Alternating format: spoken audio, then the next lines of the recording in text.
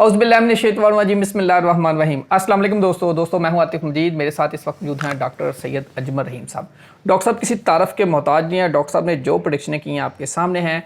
इस प्रोग्राम को आपने ज़रूर देखना है क्योंकि ये प्रोग्राम ख़ास तौर पे डॉक्टर साहब ने बड़ी मेहनत से डिज़ाइन किया है, बड़ी मेहनत से ये सितारों की और वो ऐसी पोजीशन निकाली है जो एरीज़ को सपोर्ट करेंगी। एरीज़ वालों के लिए सपोर्टिंग पॉइंट कौन सा होगा, एरीज़ वालों के लिए मोहतात होने का कौन सा टाइम है, एरीज़ वालों ने और एरीज़ से मुंसलिक लोगों ने ये प्रोग्राम ज़रूर देखना, आपको बड़ा फ़ायदा होगा। अस्सलाम वालेकुम सर, कैसे हैं आप? वालेकुम, क्या हाल है आपका? अल्हम्दुलिल्लाह ठीक सर, है। Thank you sir, thank you so much. Atif, आपने जो सवाल पूछा एरीज, पहले तो एरीज कहते कौन है? ठीक है, वो लोग जो 21 मार्च से लेके 20 अप्रैल के दरमियान पैदा होते हैं वो एरीज कहलाते हैं। मैं खुद भी एरीज हूँ। 8 तारीख को मेरी सालगिरह भी है। और एरीज बड़े एक्स्ट्रा ऑर्डिनरी और कमांडिंग पीपल, क्योंकि इनका हाकम चेहरा मार्स है और मार्स एग्रेशन का लॉर्ड। आप अक्सर देखें आर्मी में जो लोग ख़ास तौर पे कमांडोज, जनरल, ये ज़्यादातर एरीज होते हैं, क्योंकि ये ख़तरों में खेलने के खिलाड़ी होते हैं और इनको डर खौफ नहीं होता।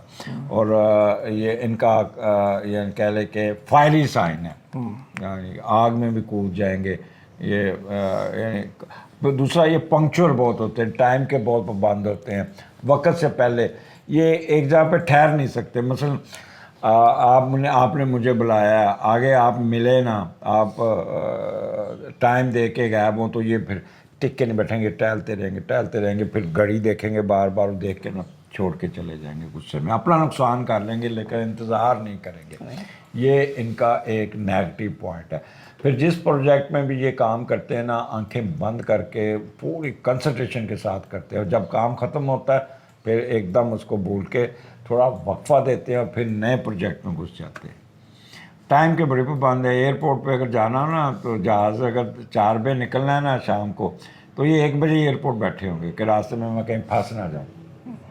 बड़ी बात। तो इनका ये इस वक्त एरीज जो 2026 सैटर्न इनके असेंडेंट पहले घर में है, और मार्स जो है ना इस वक्त 12वें घर में राहु के नीचे है, और मार्स को जुपिटर की ट्राइन भी है। लिहाजा इसको हम 2 हिस्सों में देखेंगे, पार्ट 1 पार्ट 2। पार्ट 1 जो थोड़ा सा कह लें कि थोड़ा सा टफ होगा, बट पॉजिटिव भी होगा और नेगेटिव भी होगा।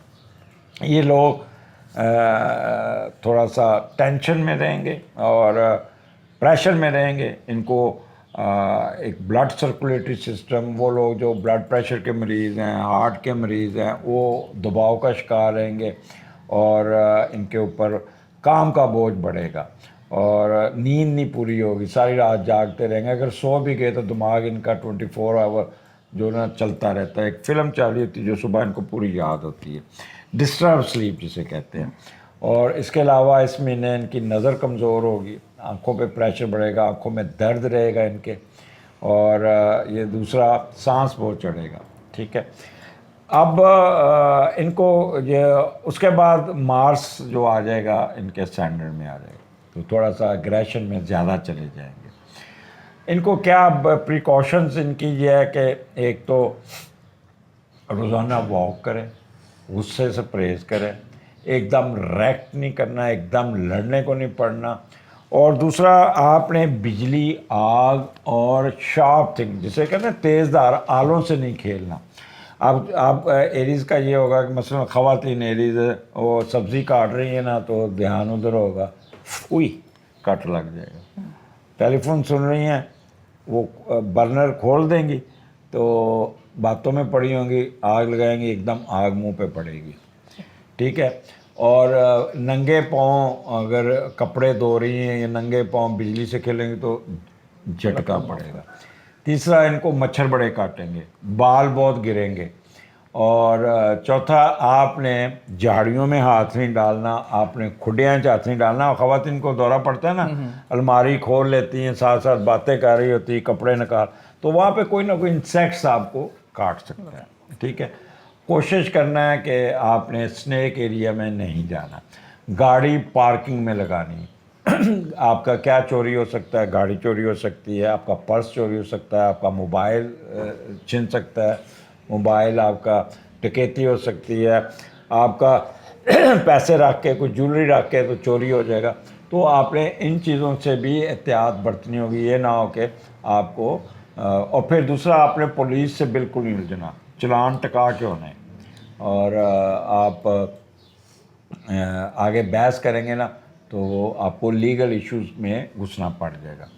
तीसरा, आपने अपने मामलात अदालत में नहीं लेके जाना। अगर कोई फ़ैसला, कोई इंक्वायरी या कोई चल रही है इस महीने, उसको आगे लीजिएगा, क्योंकि 90% चांस होगा कि फ़ैसला आपके हक़ में नहीं होगा।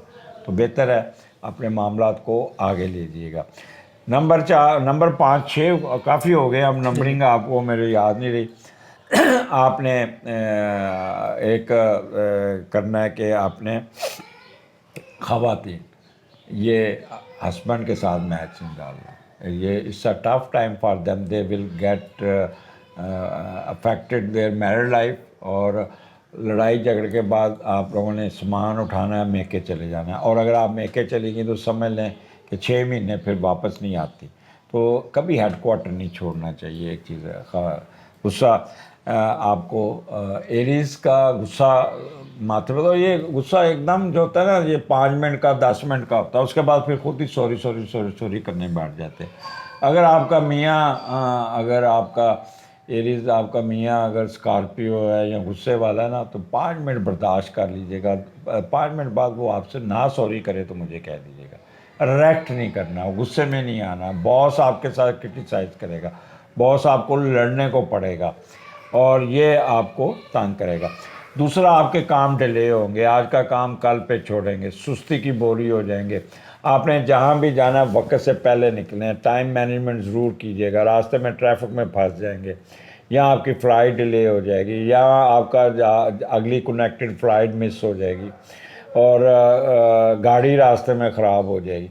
तो ये डिले होंगे मामला। सैटर्न हमेशा डिले का लॉर्ड है, तो मामला डिले होंगे और फिर आप ज़हनी तनाव का शिकार होते हैं। जब भी सैटर्न फॉल में आता है तो 3 घर अफेक्ट होते हैं। एक तो जहाँ पे सैटर्न बैठा है, आपका दिमाग, आपका घर, आपका।